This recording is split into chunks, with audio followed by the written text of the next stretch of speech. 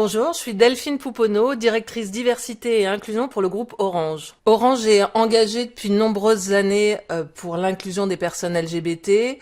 On a souhaité participer à cette enquête et être sponsor de cette enquête parce que pour nous, il est essentiel d'avoir des données chiffrées pour pouvoir mesurer et puis participer à cette enquête nationale qui sera médiatisée. C'est aussi pouvoir parler de ce sujet au grand public. Le paradoxe qu'on peut constater dans l'enquête, c'est la différence entre les bonnes intentions de l'entreprise et la perception sur le terrain. Alors effectivement, chez Orange, ça fait des années qu'on essaye de créer un climat de confiance. On participe à l'édition des rôles modèles, on a effectivement un réseau LGBT+. Sauf que sur le terrain, on constate qu'il y a des différences de perception entre les personnes LGBT et non LGBT+.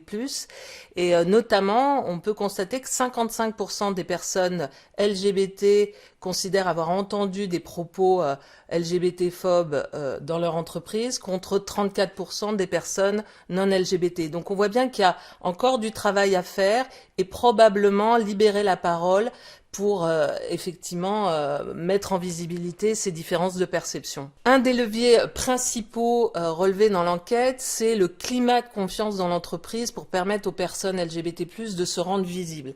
Et je pense que le rôle du manager de proximité est essentiel à la fois pour créer ce cadre bienveillant et de confiance, mais également pour pouvoir recadrer, voire sanctionner les propos ou les actes LGBT-phobes. Chez Orange, on voit toute l'importance de la charte de l'autre cercle qu'on a signée en 2013.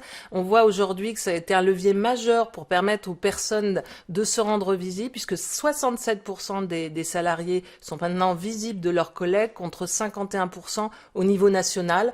Donc là encore, un rôle important que joue cette charte et aussi tout le travail qu'on fait avec notre réseau LGBT+, Mobilise-nous. Je suis persuadée qu'un des points sur lesquels on doit encore progresser, c'est le travail avec les alliés. L'objectif, ce serait de créer une communauté d'alliés, donc de personnes non LGBT, qui souhaitent être formées et s'exprimer pour plus d'égalité des personnes LGBT+. Et ça, je pense que ça nous permettrait d'aller beaucoup plus vite, plus en profondeur, pour déconstruire les stéréotypes.